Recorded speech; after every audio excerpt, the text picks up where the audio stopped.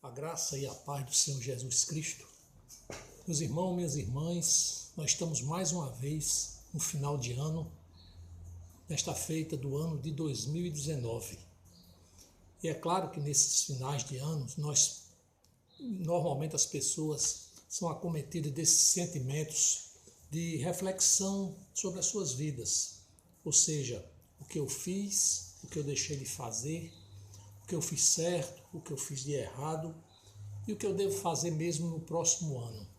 Esse é um sentimento universal. As pessoas sempre sentem, por menos sensíveis que sejam, elas são tocadas por uma misteriosa reflexão e que nós sabemos que é para a busca de uma melhoria de vida.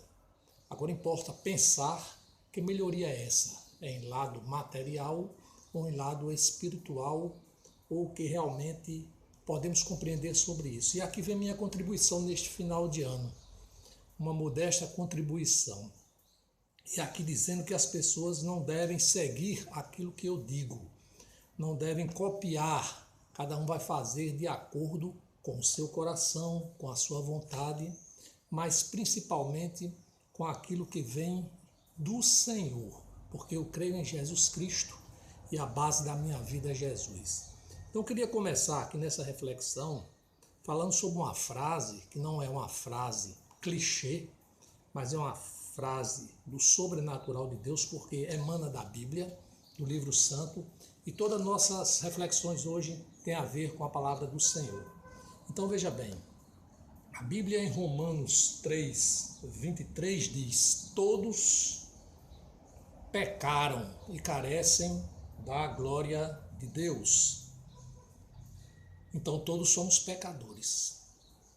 Isso não é difícil se perceber. Quando nós estamos fazendo a evangelização, nós perguntamos sobre essa consciência do pecado, as pessoas são unânimes em afirmar que realmente são pecadores, são pecadoras. Saber que somos pecadores é o início da transformação, porque aí reside na consciência do pecado. E quem revela o pecado a nós é o Espírito Santo de Deus. Obviamente eu não me arvoro em ser um santo para ensinar uma pessoa a viver uma vida reta. Mas eu vou testemunhar aqui aspectos práticos da minha vida que cada pessoa pode abraçar e experienciar com as suas próprias particularidades, aquilo que eu falei. Cada pessoa é singular, cada pessoa tem uma compreensão, cada pessoa pode manifestar isso na prática de uma forma única, de uma forma singular. Normalmente se vê a vida em segmentos. Essa é uma visão, vamos dizer, nós temos uma visão de vida normalmente ensinada a visão de departamentos de nossa vida, ou seja, nós temos uma vida profissional, nós temos uma vida cultural, nós temos uma vida de relacionamentos, nós temos uma vida referente à saúde física, mental, psicológica, nós temos uma vida referente à saúde, etc. e tal. E aí nós colocamos em um dos departamentos a vida espiritual. Mas aí eu quero trazer essa visão, ou cosmovisão que eu tenho do que é a vida espiritual, e aí eu imagino, e gostaria que vocês também imaginassem, quem já não tem essa visão, assim, vamos traçar uma circunferência, uma ampla circunferência, e nela vamos colocar a vida espiritual. Esta é a vida espiritual, ou seja, a amplitude de todos os departamentos. Dentro dela estão contidos todos os segmentos da nossa vida. Então, ao meu ver, ao meu sentir, não existe outra vida que não tenha conotação espiritual, ou seja, a vida espiritual está sempre respingando no nosso dia a dia, no nosso cotidiano. Então, quando nós estamos exercendo a nossa vida profissional, nós que temos consciência, convicção espiritual do poder de Deus, no agir do Espírito Santo, nós sabemos que ali há porções de glória se manifestando no nosso agir, porque é impossível fazermos algo que não seja criação de Deus, vindo de Deus ou permissão de Deus. Então esse é um primeiro ponto. Não devemos colocar a vida espiritual como apenas uma fatia uma fatia de um bolo. O bolo seria exatamente todos esses segmentos. Nós devemos pensar que o próprio bolo em si já é a vida espiritual. Isso é um primeiro conceito que eu quero fazer e que faz toda a diferença, creiam nisso. Mas como se manifesta a vida espiritual? Como eu sigo a Jesus? Como eu posso falar em vida messiânica? Ou seja, o processo prático de santidade. E essa experiência que eu tenho, que eu quero testemunhar, quero compartilhar, e como eu já disse, não estou dizendo que as pessoas devam seguir, porque nós devemos seguir a Jesus. E isso que eu faço, creio, são respingos da glória de Deus na minha vida. E tem dado certo, porque até aqui o Senhor andou conosco. Então, são vários passos. Em primeiro lugar, atentem bem, nós devemos ter a consciência do pecado. Não adianta querermos nos esconder do pecado. Nós sabemos que o pecado está ali. Não adianta se esconder, como se diz, debaixo da cama, feito uma criança com medo de alguma coisa, ou atrás da porta. Não adianta, porque Deus sonda a nossa vida, o nosso pensamento. Deus está ali para nos averiguar para averiguar da nossa santidade. E aí o passo é, primeiro, termos a consciência do pecado, é isso que nós falamos, que todos somos pecadores, e depois, isso não basta, não é o ponto, isso é o ponto inicial, confessarmos a Deus os nossos pecados. E aí nós podemos ver aqui em 2 Crônicas, deixa eu ver aqui, 7,14, na Bíblia, 2 Crônicas, 7,14, 1 Crônicas, 2 Crônicas, 7,14, que diz: se o meu povo de Deus, todos aqueles que creem em Deus, todos aqueles que seguem a Jesus, que se chama pelo meu nome, diz a palavra do Senhor, se humilhar e orar e me buscar e se converter em seus maus caminhos, então eu ouvirei dos céus, perdoarei os seus pecados, aqueles dos quais temos consciência, mas precisamos confessar, e sararei a sua terra. Então significa dizer que nós temos a consciência de que somos pecadores e nós avançamos, confessando, ou seja, nos arrependendo dos nossos pecados. O arrependimento é, pois, o segundo plano para a nossa santidade. Nós temos aqui em Mateus 4,17, Mateus 4,17, o primeiro evangelho, né, do Novo Testamento. Nós sabemos essa grande lição que Deus dá quando ele inicia o seu ministério.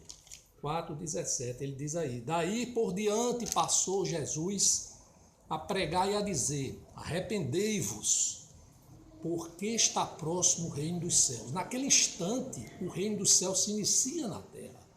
Então nós estamos vivendo, por incrível que pareça, nós estamos no processo de santidade, o reino dos céus sendo implantado, o avanço do reino na terra. Por isso evangelizamos, levando a palavra da salvação, para que nós tenhamos essa consciência. E por fim, nós devemos confessar Jesus como o único Senhor da nossa vida, para obtermos salvação. Aqui em Mateus 10, no mesmo Mateus, no capítulo 10, 32, diz assim, Jesus diz, da boca do próprio Jesus, ele fala: portanto, todo aquele que me confessar diante dos homens, também eu o confessarei diante de meu Pai que está nos céus. E aí há uma admoestação, um antagonismo quando ele diz: mas aquele que me negar diante dos homens, também eu negarei diante do meu Pai que está nos céus. O apóstolo Paulo, por sua vez, na carta aos Romanos, no capítulo 10, versículo 9, ele diz assim, ele nos ensina. Prestem bem atenção, meus irmãos, neste final de ano, nós não devemos adiar essa consciência. Veja bem: se com a tua boca confessares Jesus como Senhor, e em teu coração creres que Deus o ressuscitou dentre os mortos, serás salvo. Romanos 10, 9. Que coisa maravilhosa.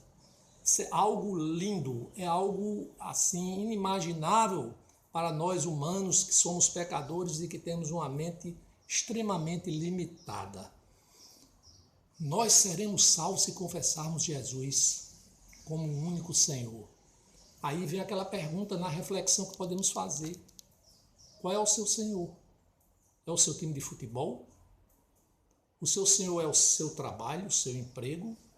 O seu Senhor é sua esposa, o seu marido, o seu filho, os seus filhos, os seus bens materiais, o seu carro, a sua inteligência, quer dizer, o seu conhecimento, os seus diplomas, as suas viagens, as suas histórias materiais de vida?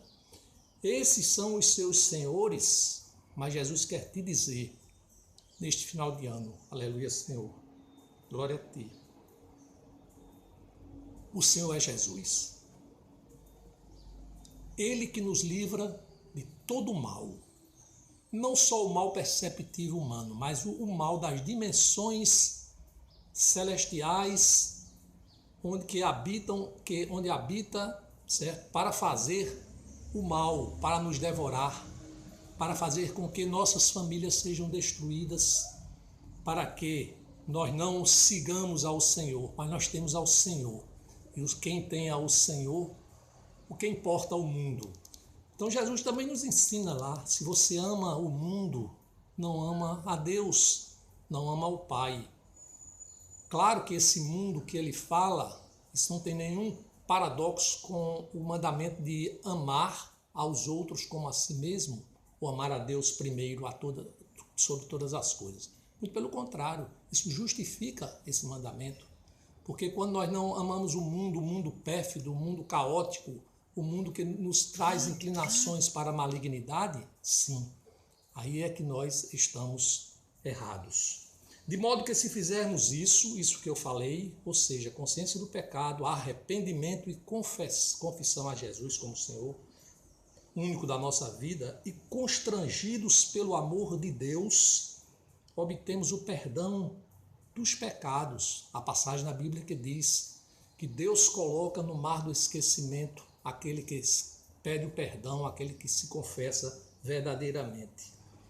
Recebemos a graça maravilhosa de Jesus e somos convertidos, significando que deixamos de ser criaturas de Deus e passamos a ser filhos de Deus. Isso é muito maravilhoso. Isso é tudo. Por isso, irmãos, o título dessa mensagem é Uma Vida Messiânica para 2020. Será que você já pensou nisso ou você continua pensando, projetando, né, fazendo os seus planos da mesma forma que fazia antes? Aqui eu quero te convidar para abrir os olhos por meio de Jesus e trazer essa vida nova, essa vida que não é plena, porque a plenitude só vem depois que Jesus voltar e nós formos agraciados pela sua graça em definitivo. Mas nós já teremos uma vida muito, muito significante. Aleluia, Senhor, por isso. Então, eu vou falar aqui, na prática, da minha agenda espiritual, de maneira objetiva. Então, eu vou dizer aqui, por exemplo, que desde junho de 2008, eu participo dos cultos ao Senhor. Todos os domingos, onde busco o alimento da palavra. Eu e minha esposa, todos os domingos, glória a Deus por isso, e creio, muitos filhos de Deus, muitos irmãos na fé, buscam a Deus verdadeiramente. Não para um passeio, não para um vazio de existência e buscar uma agenda para ocupar aquele dia, mas para se alimentar da palavra santa. São quase, portanto, 12 anos ininterruptos. E aí vou falar dica espiritual, é uma necessidade espiritual. Congregai-vos.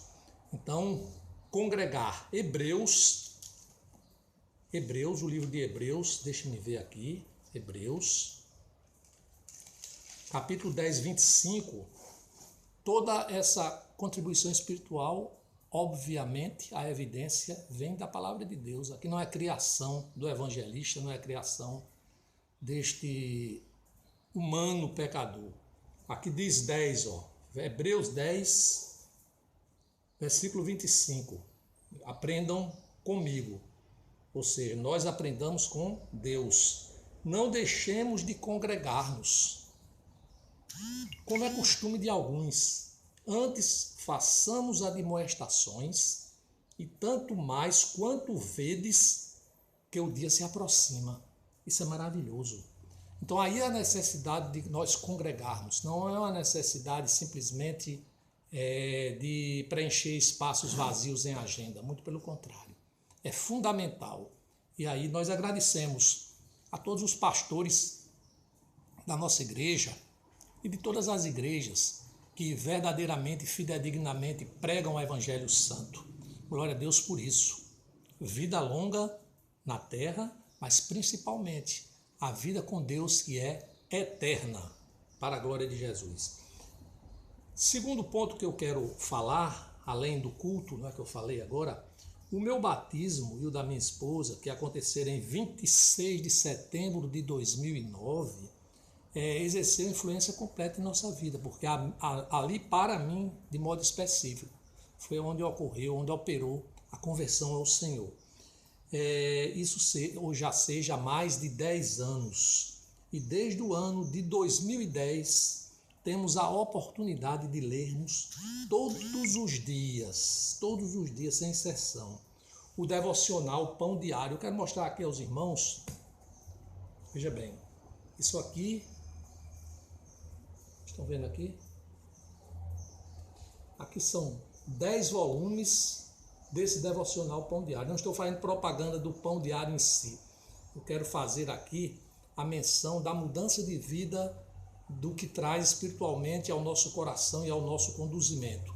Veja bem, são 10. Desde que uma irmã na fé nos presenteou, já que nós agradecemos a ela pelo primeiro momento, que ela nos trouxe aqui, e escreveu assim, veja bem, escreveu para minha esposa, Soraya: Deus fez você uma pessoa especial, com seu jeitinho meigo, vai cativando a todos, como aconteceu comigo e Maiara, que é a filha dela.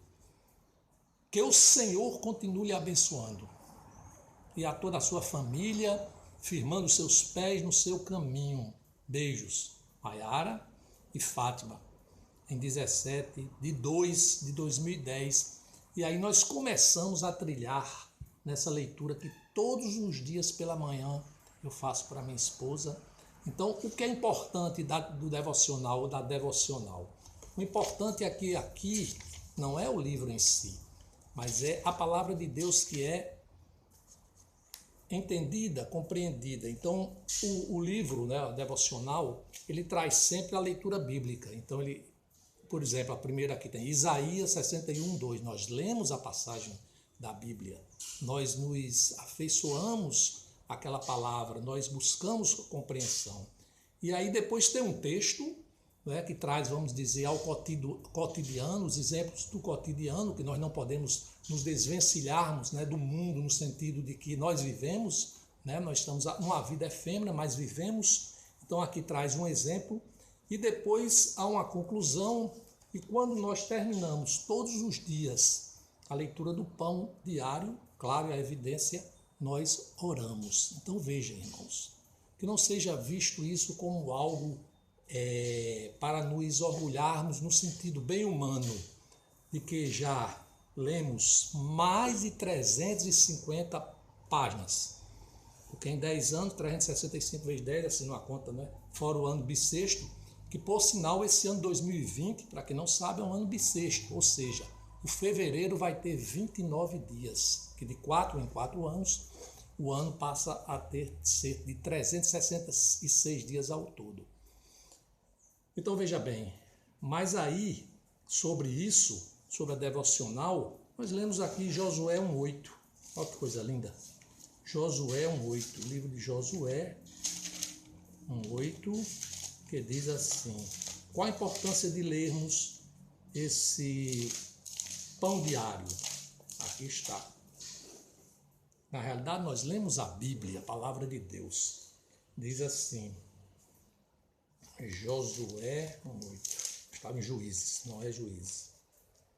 Não cesses de falar deste livro, da lei, antes. Medita nele dia e noite, para que tenhas cuidado de fazer, segundo tudo quanto nele está escrito. Então farás prosperar o teu caminho e serás bem-sucedido. Nós vamos dar uma paradinha aqui, para o vídeo já está com 20 minutos, mas retornaremos com um segundo vídeo em seguida. Glória a Deus por isso. Amém.